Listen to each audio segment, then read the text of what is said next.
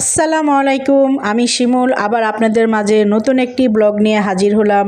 আল্লাহর রহমতে আশা রাখি আপনারা সবাই ভালো আছেন। আর আপনাদের তো বলেছিলাম আমার এই ভিডিওগুলো আগের করা ছিল, আর এটি ছিল শীতের সময়। আপনারা তার আগের ভিডিওটা দেখেছিলেন যে আমার বোনকে নিয়ে আমার শ্বশুরবাড়ি গিয়েছিলাম, আর এটি ছিল আমার শ্বশুরবাড়ি যাওয়ার পরের দিনের ভিডিও।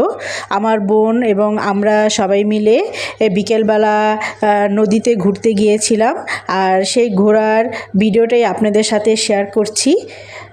আশা রাখি ভিডিওটা আপনাদের ভালো লাগবে। তা পুরো ভিডিওটা আপনারা দেখতে থাকুন কি কি থাকছে। আর এই তো আমরা নদীর ধারে এসে একটি ট্রলার ভাড়া নিয়েছিলাম, আর এই ট্রলারটা আমরা 1 ঘন্টার জন্য রিজার্ভ করেছিলাম, যে 1 ঘন্টার ভিতরে আমরা যতটুকু ঘুরতে পারি। আর এই তো দেখতে পাচ্ছেন আমরা সবাই ট্রলারে উঠে গিয়েছিলাম, আর ট্রলারটি অলরেডি ছেড়ে গিয়েছিল। আর মানে সূর্যটা যখন আমরা ট্রলারে উঠেছিলাম তখন সূর্যটা এত দেখতে সুন্দর লাগছিল, সুবহানাল্লাহ। আল্লাহর মানে কি অপরূপ সৃষ্টি। আসলে মানে আমাদের বাংলাদেশের প্রকৃতি যে কত সুন্দর, সেটা যদি আমরা ঘুরে ফিরে না দেখি তাহলে আমরা বুঝতে পারবো না।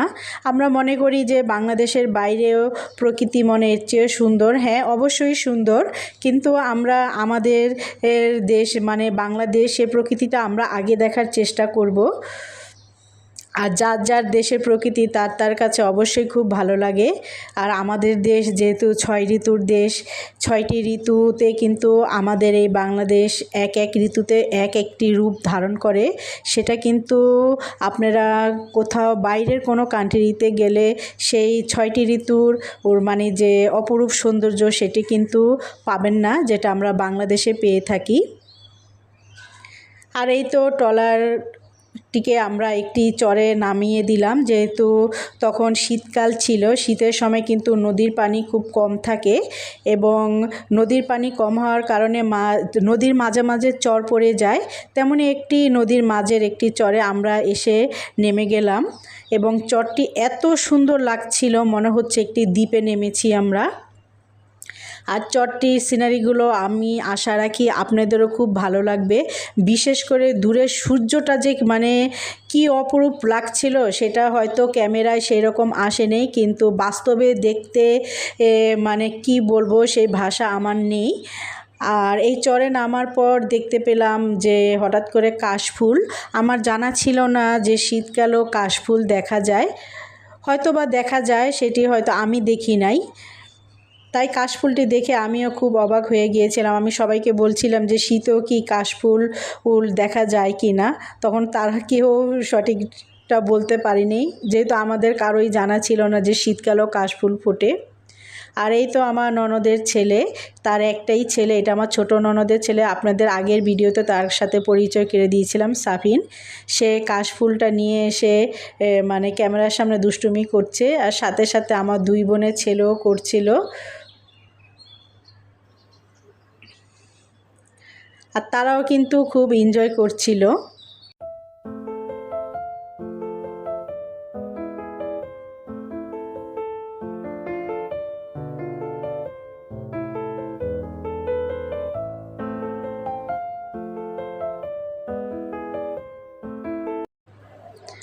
আর এখানে আমরা একটি ফটোশ্যুট নিব, তাই আমার বোন মোবাইলটি মানে একটি গাছের ডালের সাথে হেলান দিয়ে রেখে দিচ্ছে। আজ আপনারা দেখতেই পাচ্ছেন সবাই মিলে হাত ধরে সূর্যটার একটু কাছাকাছি যাওয়ার চেষ্টা করছে। সিনারিটি কিন্তু দেখতে খুবই অপরূপ লাগছে।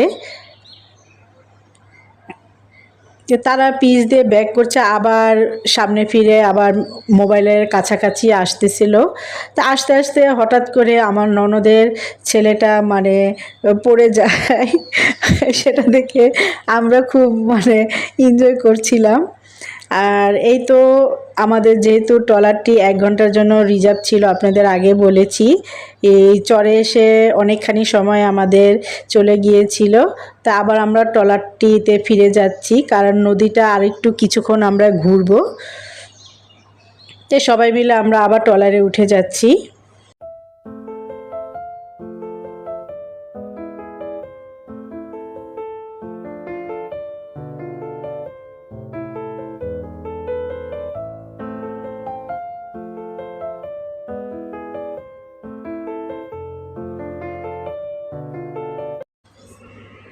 আর আমার হাজবেন্ড আমার বোনকে নদীর আশপাশে যে জায়গাগুলো সেগুলো সে চিনিয়ে দিচ্ছে কোথায় কি।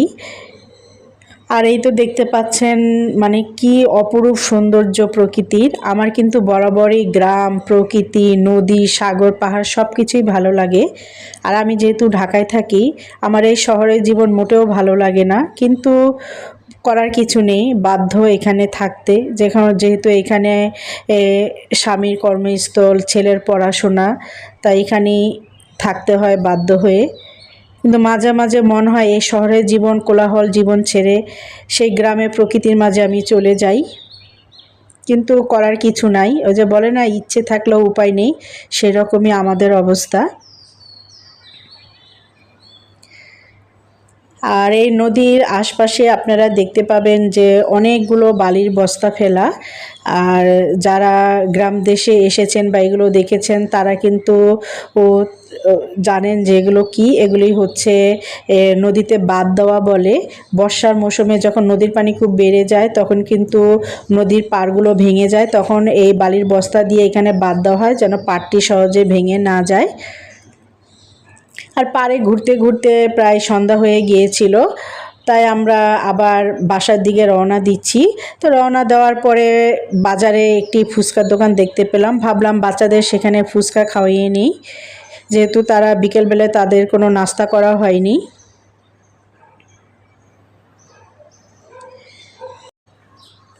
আজ এই পর্যন্তই। আশা রাখি ভিডিওটা আপনাদের কাছে ভালো লেগেছে। আগামীকাল নতুন আরেকটি ভিডিও নিয়ে হাজির হওয়ার ইনশাল্লাহ চেষ্টা করব। সেই পর্যন্তই সবাই ভালো থাকুন, সুস্থ থাকুন এবং যার যার স্থান থেকে নিরাপদে থাকুন। আল্লাহ হাফেজ।